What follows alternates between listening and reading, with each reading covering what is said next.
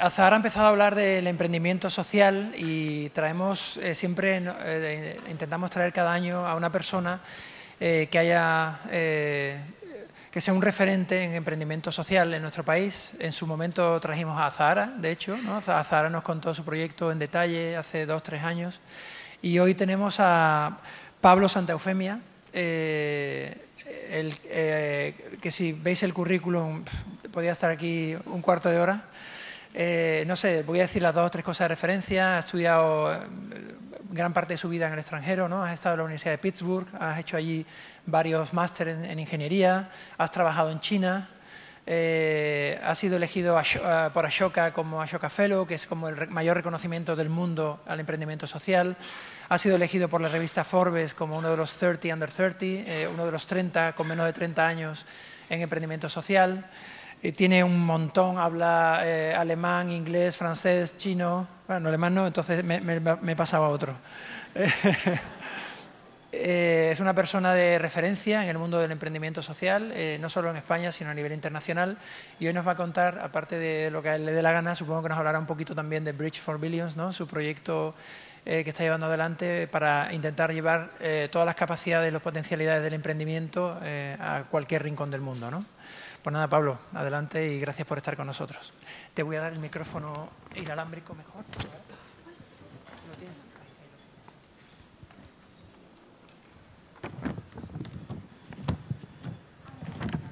A ver, ¿estamos? Sí, ya está. ¿Te lo pones tú?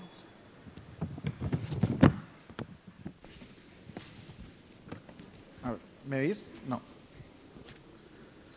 ¿Se me oye? No. ¿Hola? Sí, perfecto. Bueno, buenas tardes a todos. Primero quería dar gracias a la Fundación por invitarme, de verdad, al Grupo Consentino por permitirme estar aquí. Soy Pablo Santa Eufemia y soy el cofundador de Bridge for Billions. Y bueno, quiero hablar principalmente de 3 cosas. Una de ellas es quién soy, qué hago y por qué lo hago. Creo que me voy a repetir bastante por lo que han contado mis compañeros, porque yo también fui a Colegios del Mundo Unido hace 10 años, en 2005-2007. Y entonces voy a contar un poco lo que hago y por qué lo hago, qué hacemos nosotros en Bridge for Billions y después daros algunos consejos y demostrar que todos en realidad podemos cambiar el mundo, aunque sea poco a poco y con pequeños pasos y con modelos sostenibles. Entonces, os cuento primero un poco de mi vida. Soy de Madrid, aunque quizá por el acento no lo parezca. Nací en Madrid y a los 16 años, a los 15, me cogen para ir a Colegios del Mundo Unido, el Colegio de Estados Unidos. Yo venía de una familia, bueno, en realidad a los 13 años mi padre fallece y a los 15 me seleccionan de una familia con muy pocos recursos y a mí Colegios del Mundo Unido me cambia la vida. Yo tenía muy buenas notas, pero jamás hubiera pensado estudiar donde estudié o hacer lo que hice si no hubiera sido por colegios.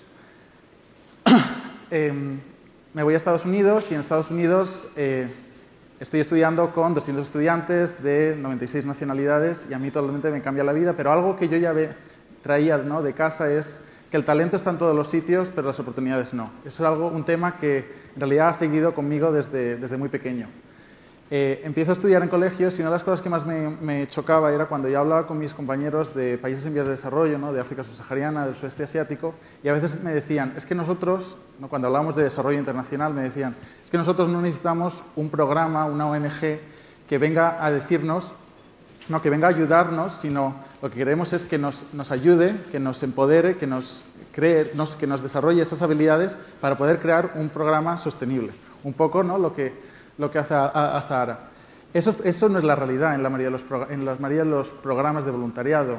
En realidad hay un término que yo siempre hablo de él que se llama el volunturismo, el querer hacer turismo de hacer el bien, el ir a Nicaragua a hacer un agujero durante una semana y sentirte bien porque estás ayudando a poner una bomba de agua.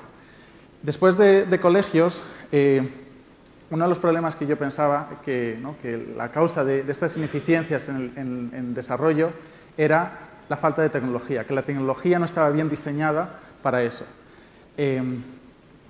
Cuando me gradué de colegios, por varias cosas, al final acabo en India como voluntario trabajando en una organización de educación, ayudando a estudiantes a que puedan llegar a la universidad.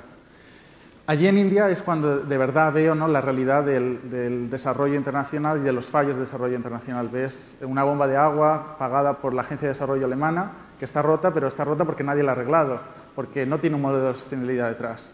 Entonces, en India yo pensaba, ¿no?, ¿qué se puede hacer para que esta bomba de agua no se rompa? Y pues con 18 años yo pensaba, pues el problema es que no está bien diseñada, no está solventando las necesidades de esta gente. Entonces decidí estudiar ingeniería, me fui para Estados Unidos, conseguí una beca para estudiar en Brown University, ingeniería mecánica, y empecé a estudiar chino. Si me repito, lo siento.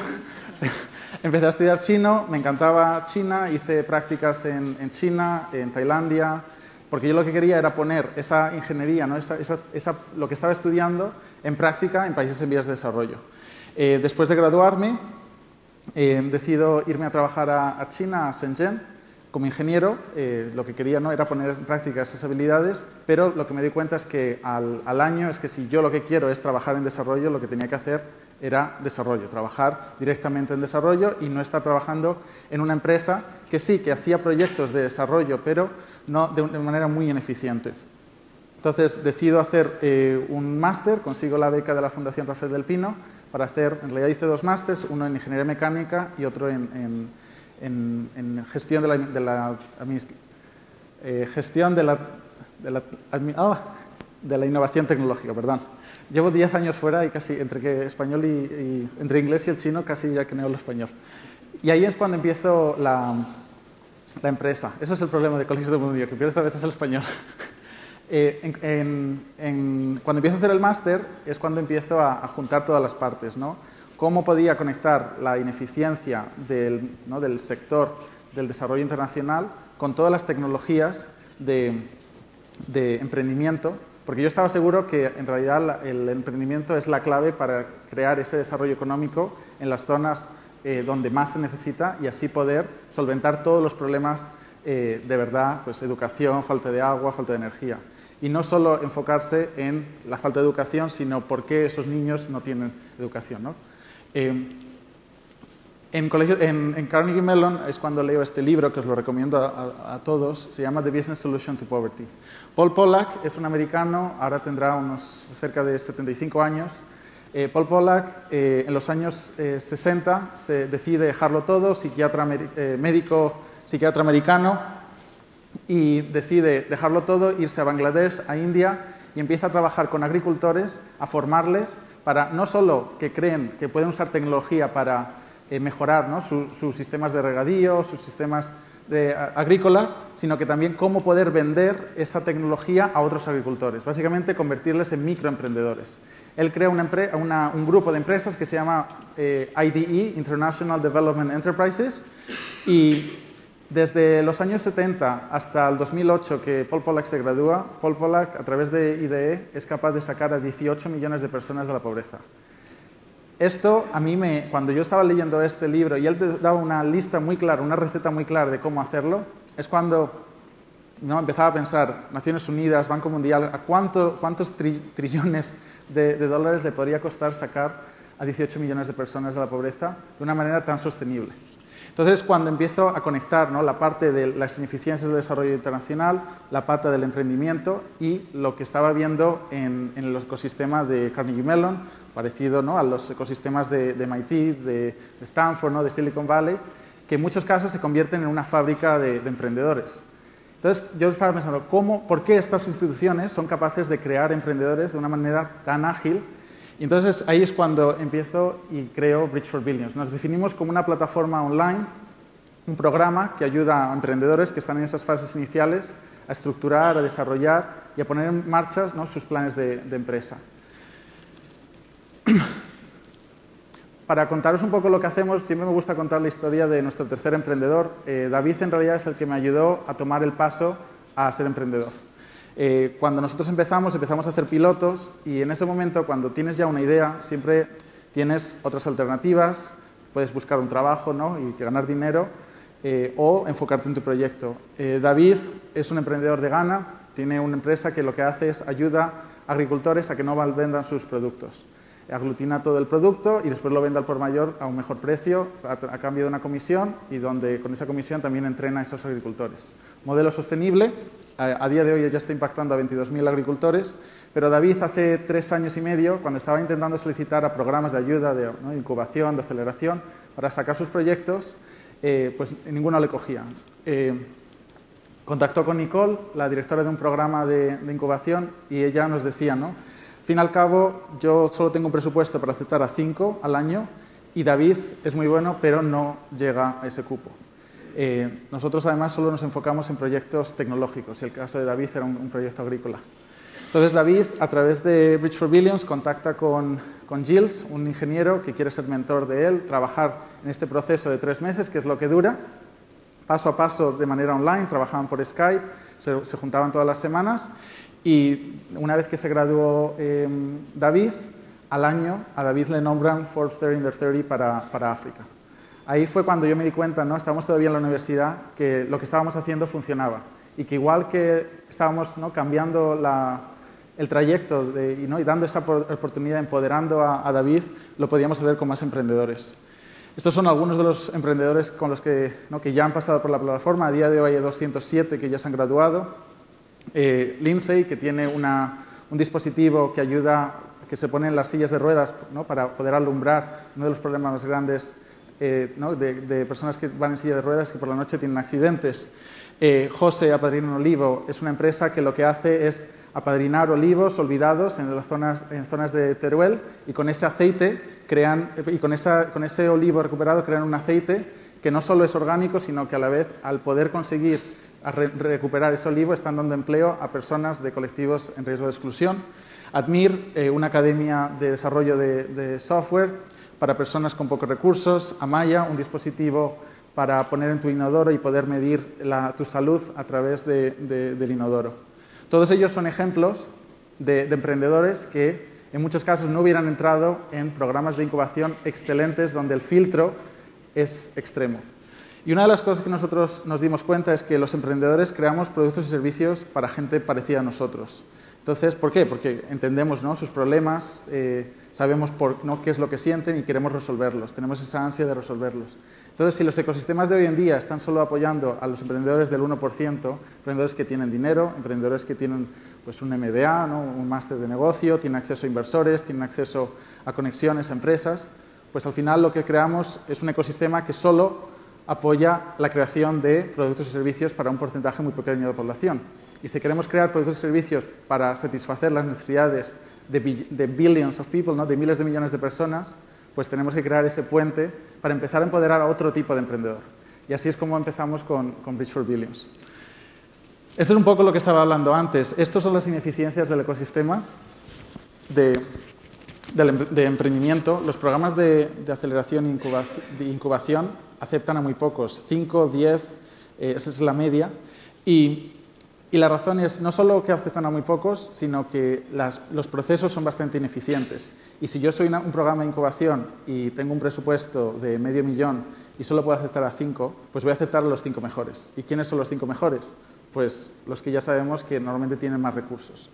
Aparte de todo esto, hay un montón de ineficiencias en lo que es el filtrado de emprendedores, el registro, el conectar emprendedores con mentores, el formarles, el monitorizar, ¿no?, todo su progreso y que así puedan lanzar ese plan de empresa. Esto ocurre en los programas de emprendimiento, pero es incluso peor en los programas de empresa, de innovación, de intraemprendimiento. Entonces, tocamos esas dos patas.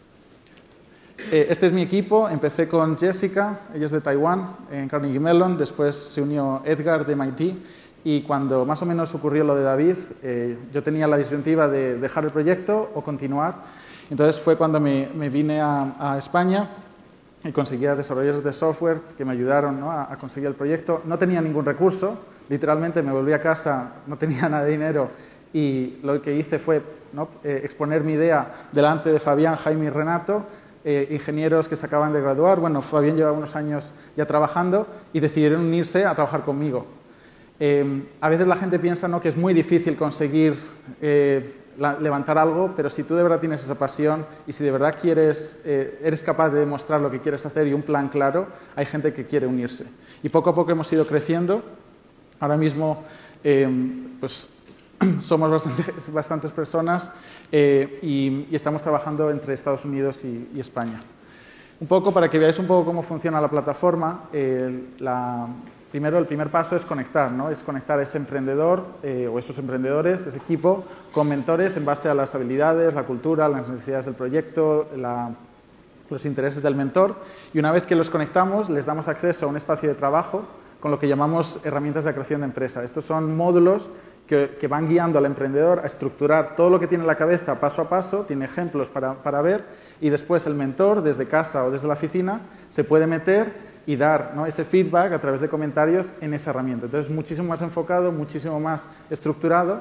Entonces, el emprendedor y el mentor validan, por ejemplo, la primera herramienta. Cuando la valido, se publica en ese reporte y cuando termino las 8, pues tengo estos gráficos de cada una de las herramientas exportados como un PDF listo para compartir con inversores, con programas de aceleración, de incubación o incluso simplemente un copia y pega para una solicitud de un premio. A día de hoy, estos son los sectores más representados en Bridge. En la mayoría de los casos son sectores que suelen estar discriminados por el ecosistema. La mayoría de las incubadoras y aceleradoras quieren proyectos de emprendimiento de tecnología, sobre todo de desarrollo web, de aplicaciones de móvil, y nosotros tenemos muchos emprendedores de educación, de agricultura, de sanidad. Y una de las cosas que estamos muy orgullosos es que tenemos un 48% de mujeres. La media de los programas de incubación, el porcentaje de mujeres en muchos casos no llega ni al 10%. Entonces, para nosotros, tener el 48% está alineado, ¿no?, en lo que creemos, porque, como decía al principio, si no ayudamos a las grandes mayorías a que puedan crear los productos que satisfacen las necesidades de esas mayorías, jamás vamos a conseguir lo que queremos.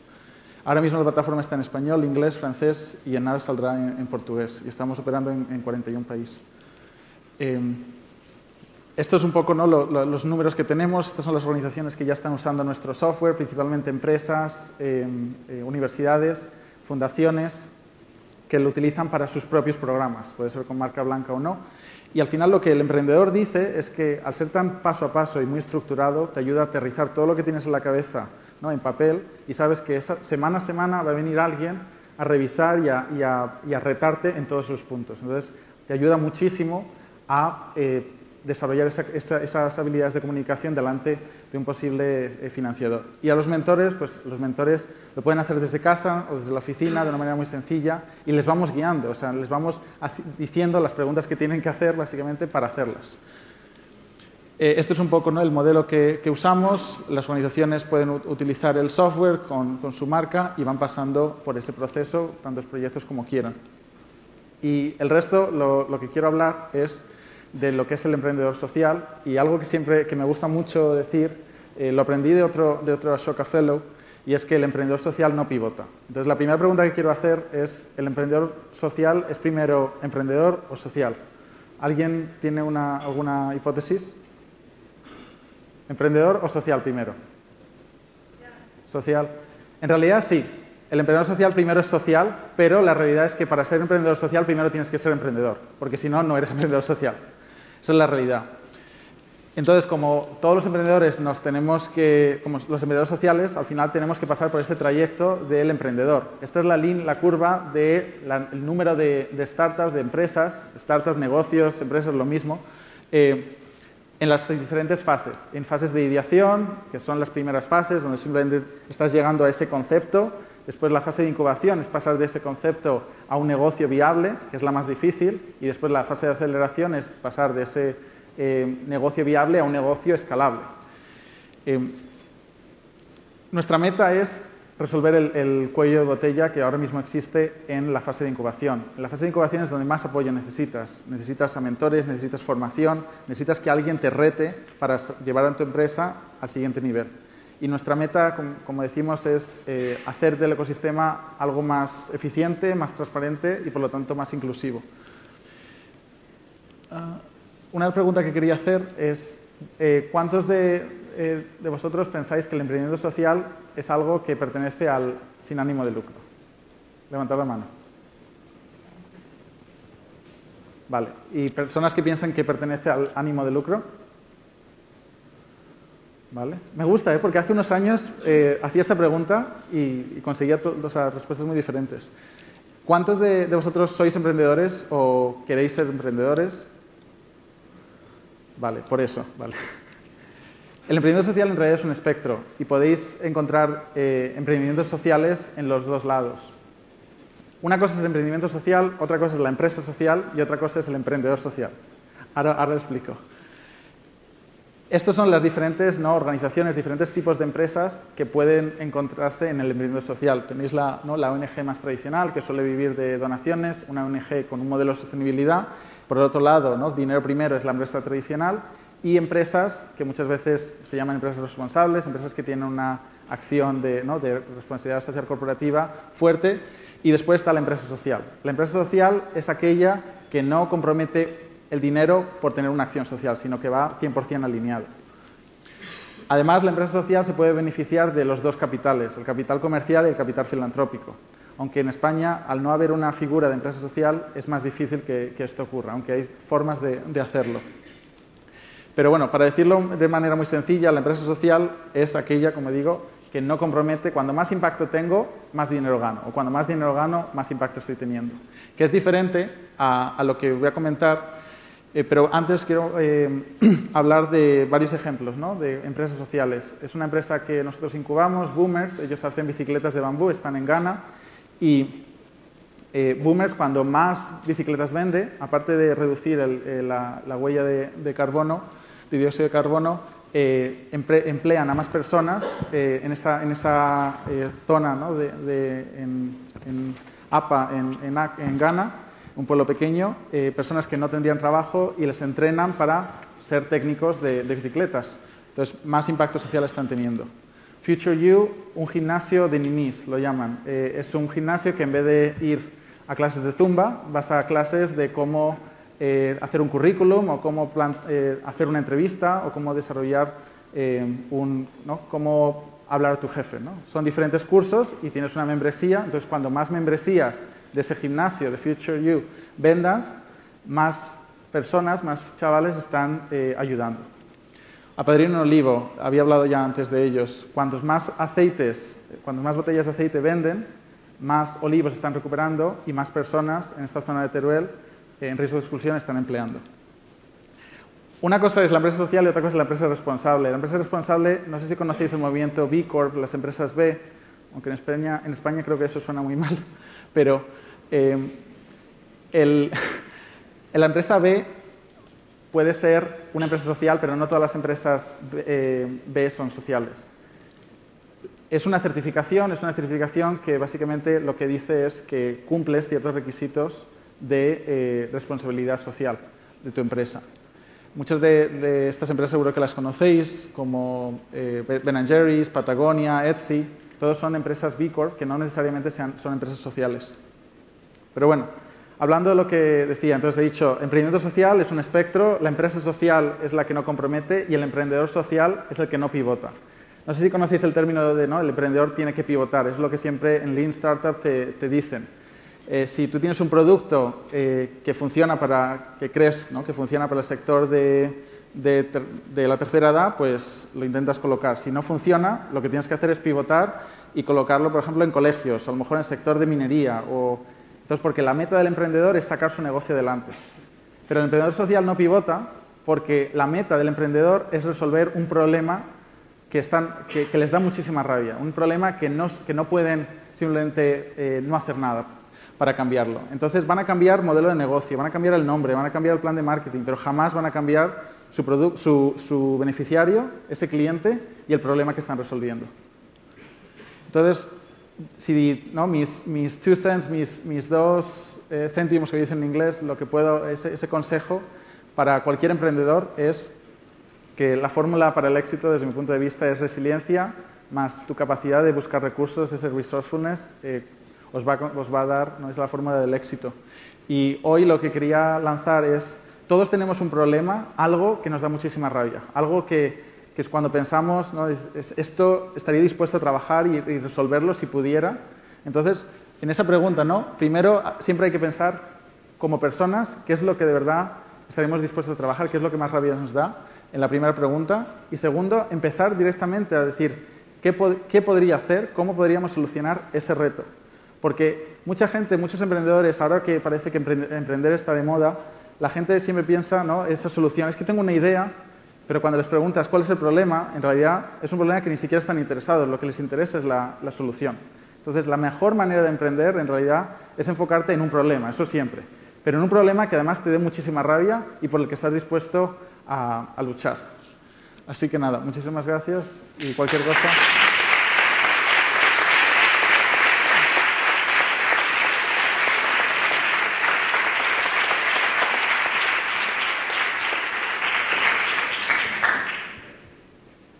¿Preguntas sí. para Pablo? Gracias.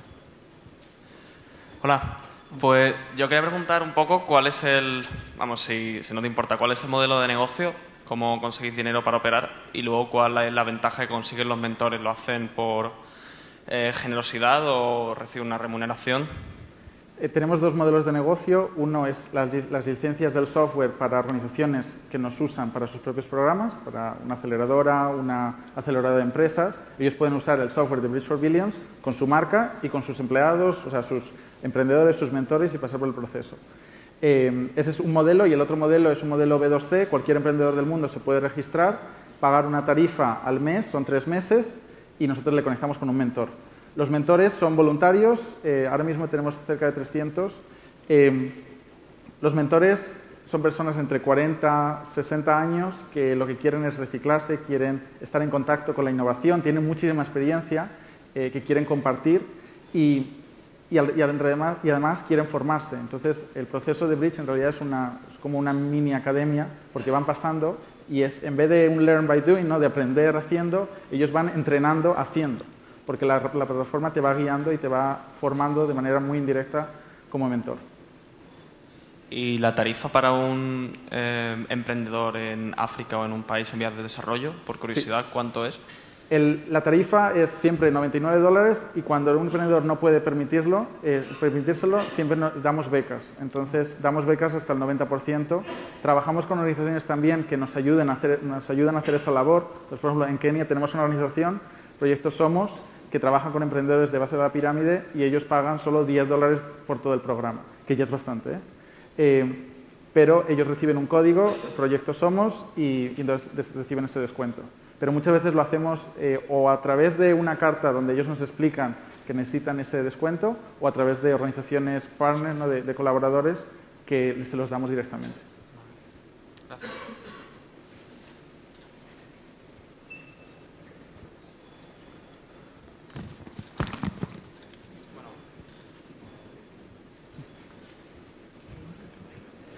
Sí. Hola.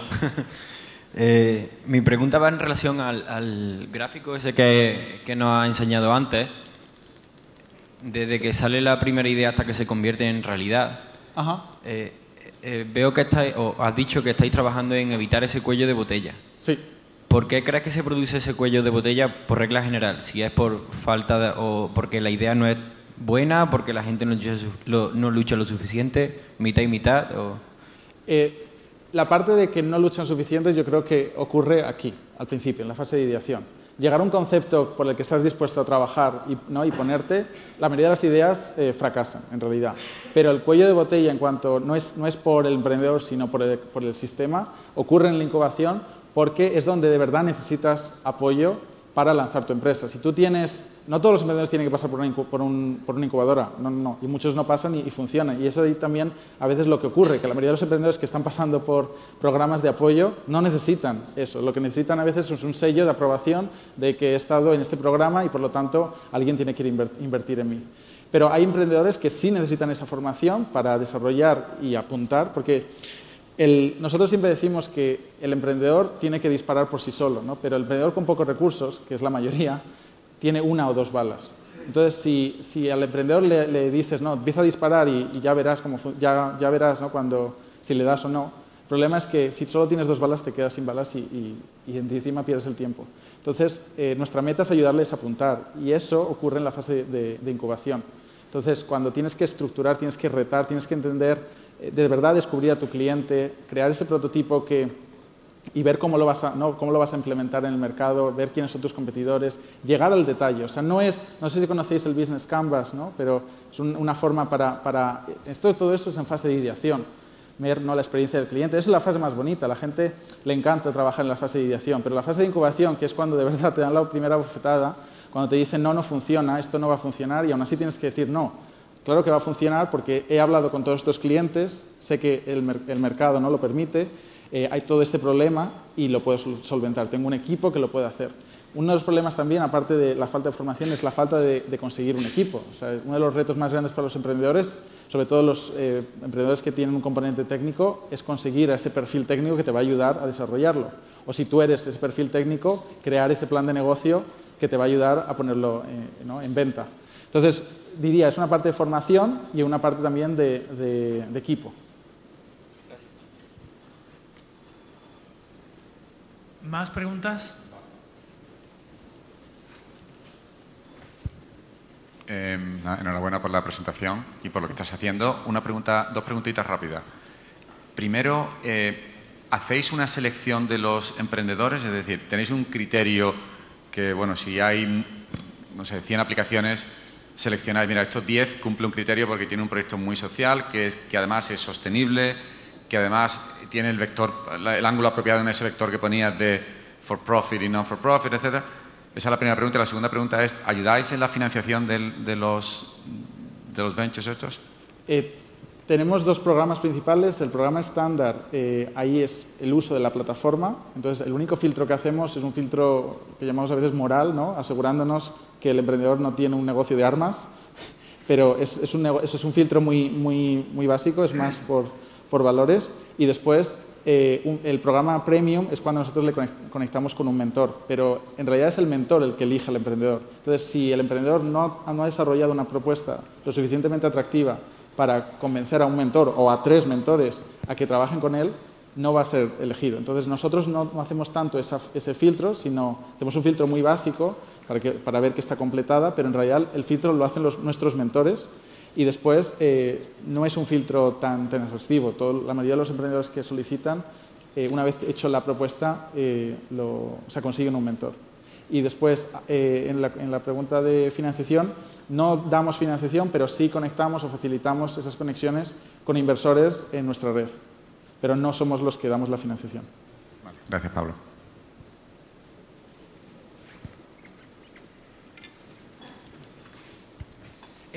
Pablo, y una pregunta. Uno de los temas que yo iba a sacar hoy, pero como hemos hecho el cambio de agenda y al final hemos cambiado un poco la agenda, no hemos hablado de Muhammad Yunus.